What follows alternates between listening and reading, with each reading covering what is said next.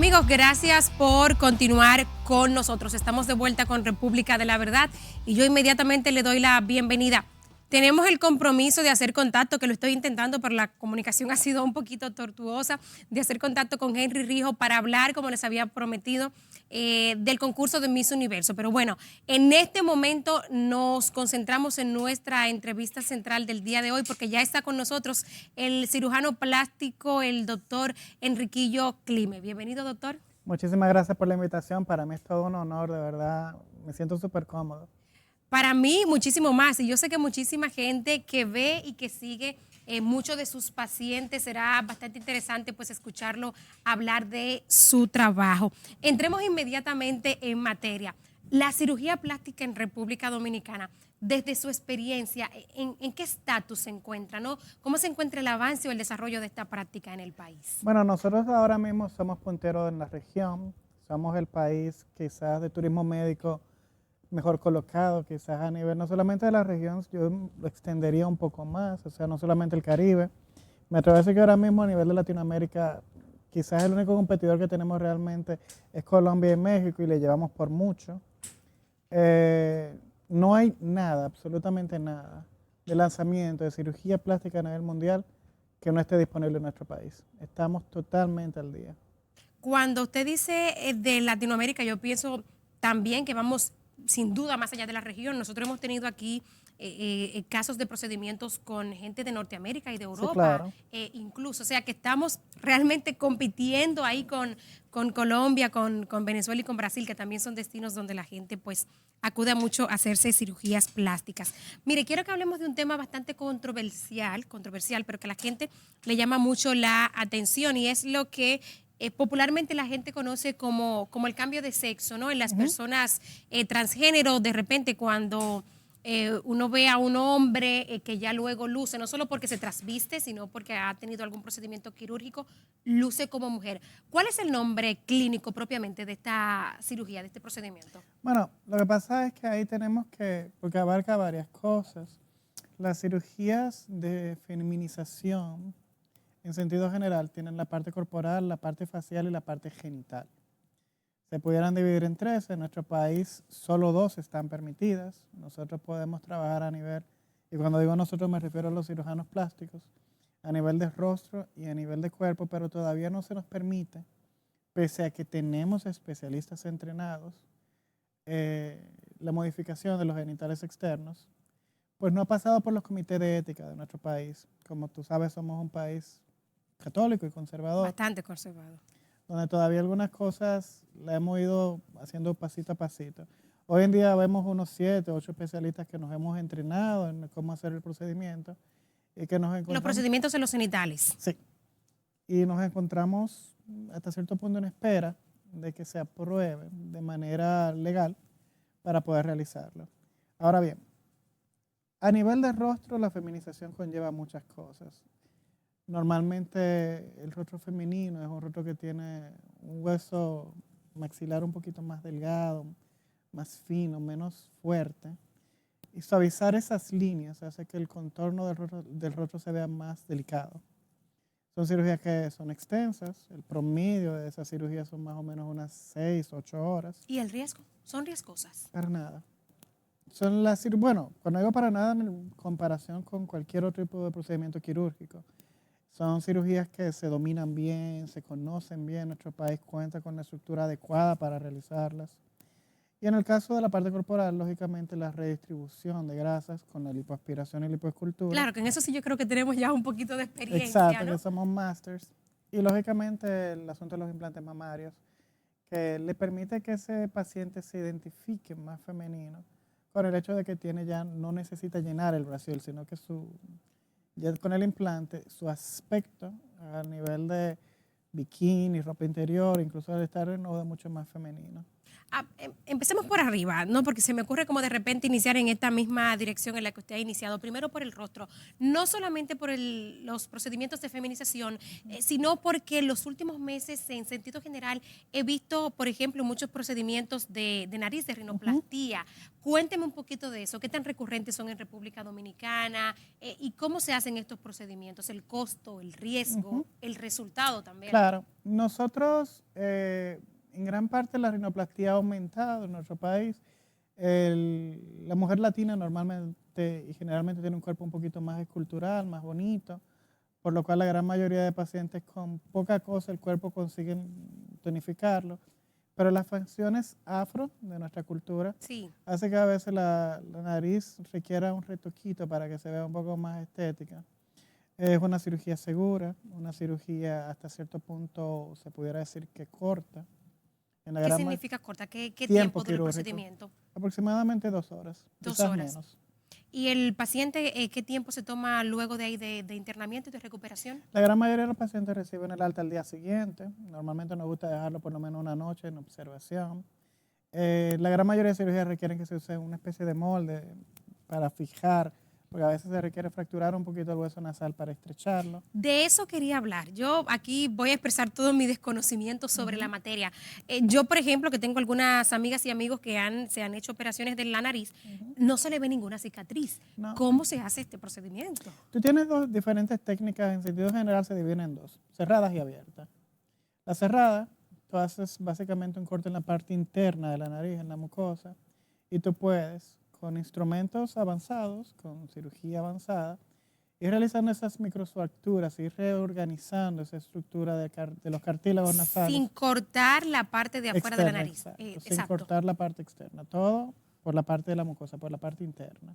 Y simplemente soltando un poquito el puente, la parte medial, para tener un poquito de libertad en los movimientos. Cuando hablamos del puente, hablamos del hueso. Se rompe el hueso desde adentro sin tener que cortar.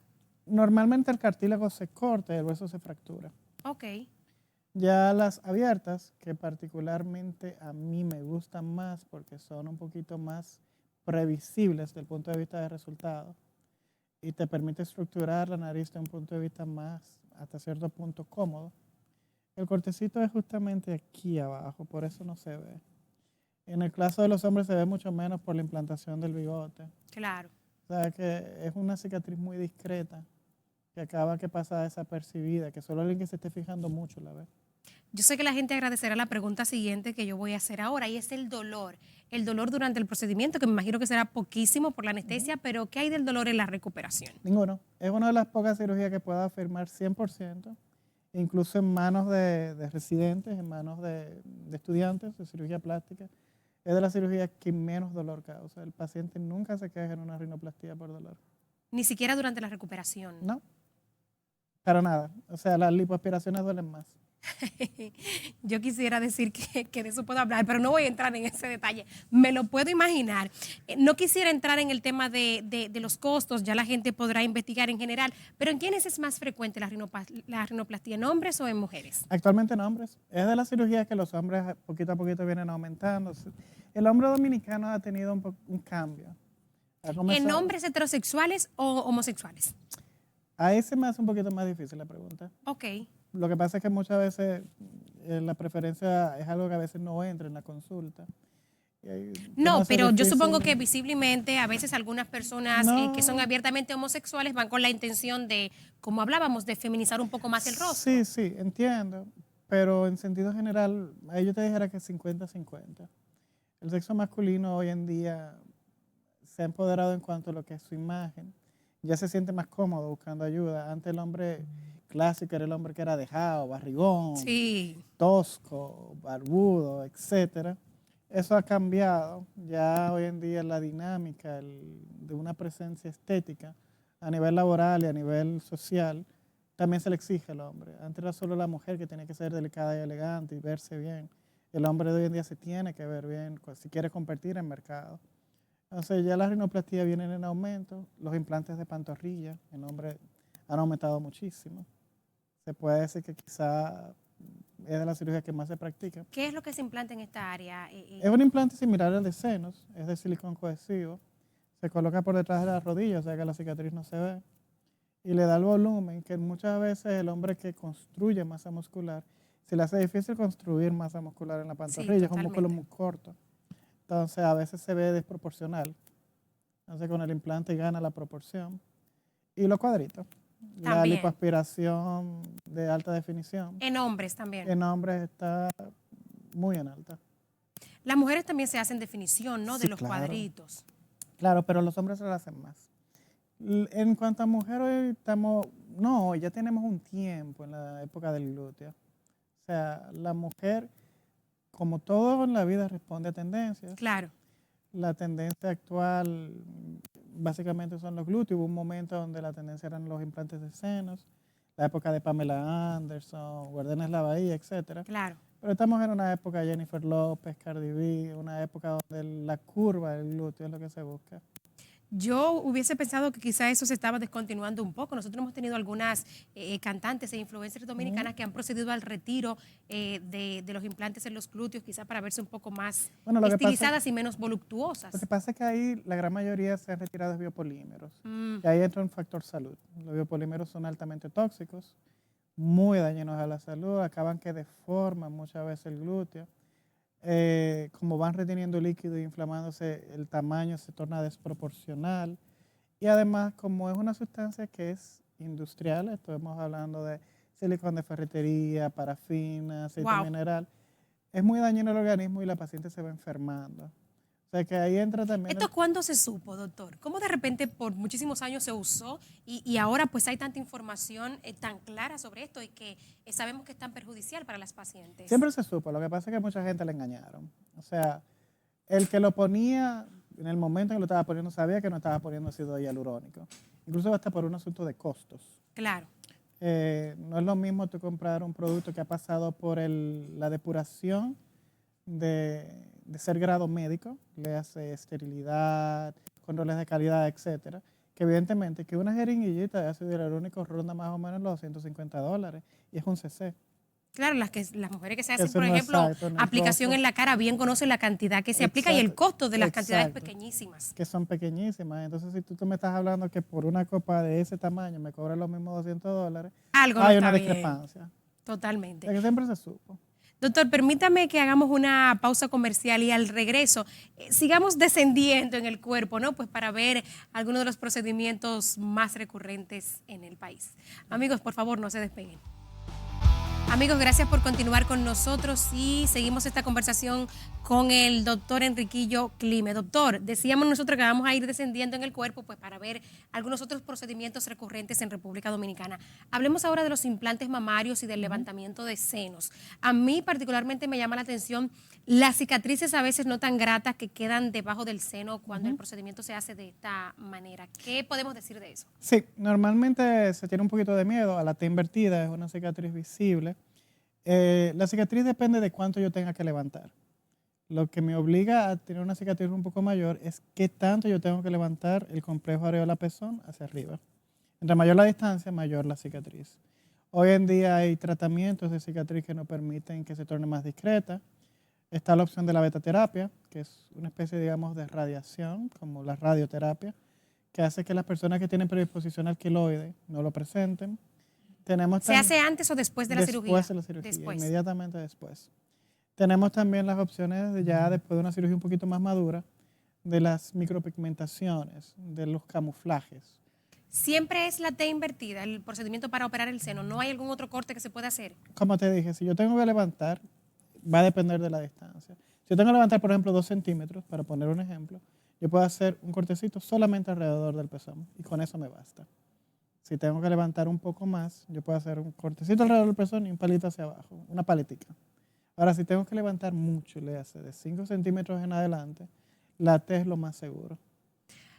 Se nos está terminando el tiempo, pero hay un tema que yo no quisiera dejar de tratar y es en el caso de una de las pacientes suyas, bastante conocida en redes sociales, y es la ñata, ¿no? A propósito del cambio del sexo o la feminización. Ya sabemos que el cambio de sexo está prohibido en República Dominicana. ¿Qué se hace, digamos, en el caso de estas personas transgénero o transexuales que no se le notan sus genitales cuando son hombres biológicamente, ¿no? Sí, ya del punto de vista, digamos, cosmético, existen ropas interiores diseñadas para eso que le facilitan un poco el acomodar los genitales externos para que puedan llevar una vida donde no se note. Ya son técnicas y artefactos como las fajas, por ejemplo, que permiten con que todo se esconda un poquito. A nivel de senos, que fue lo que hice, los implantes... En el caso de la ñata. Exacto. Son cirugías muy seguras, muy directas, muy lineales. El implante mamario es uno de los dispositivos médicos más seguros, con más antigüedad, que conocemos mejor, que manejamos mejor. O sea que es un resultado garantizado. ¿El trabajo de feminización del rostro se lo hizo usted a la ñata o no? No, todavía no hemos operado el rostro. ¿Qué podemos decir del caso de estas personas que se hacen implantes mamarios, los hombres biológicamente? ¿Deben hacerse algún tratamiento hormonal luego, no, para el resto de la feminización o no? La gran mayoría sí, para que puedan mantener ciertos niveles de armonía. Lo ideal es que haya un balance. En Brasil, por ejemplo, que fue donde me formé, cuando tú decides pasar por este procedimiento, normalmente tú pasas por 2 años de tratamiento psicológico para que haya el paciente, para que haya un balance entre esa transformación y esa adaptación social, y lógicamente 2 años también de compensación hormonal para que el cambio sea gradual pero sustentable. Usted me daba un dato estadístico antes de iniciar el programa, que no sé si podamos compartirlo, Sí, lo que claro. me decía de lo que pasa en algunos países con las personas que se someten a este procedimiento del cambio de sexo. Sí, el cambio de sexo es la cirugía plástica con más índice de suicidio, y ocurre porque lamentablemente, pese a que tú cambies los genitales externos, desde el punto de vista visible, Claro. tú lamentablemente estás amputando un miembro funcional. Entonces esa paciente pierde la capacidad de orgasmo, no va a tener nunca más un orgasmo, capacidad de fecundar. El órgano se torna funcional porque no lubrifica. Y lógicamente... Hablamos en el caso de los hombres, por ejemplo, en el caso de que se le ampute el pene, ¿no? Ujú. ¿Y qué queda aquí? ¿Esto se No, tapa o queda un hueco, digamos? Se confecciona una vagina, del punto de vista estético, totalmente igual a una vagina. Y desde el Del punto de vista, digamos... funcional, no tiene ningún tipo de función, que no sea la parte de orinar. Okay. Pero desde el punto de vista sexual, desde el punto de vista erógeno, ahí no hay sensibilidad. Para la paciente y tampoco, digamos, para, En ninguno de los casos. para una pareja sexual. Bueno, para la pareja sexual pudiera haber, pero no hay contracción. O sea, es un hueco. Entonces eso hace que el paciente que se sometió a un procedimiento que es tan delicado, costoso y doloroso, Claro.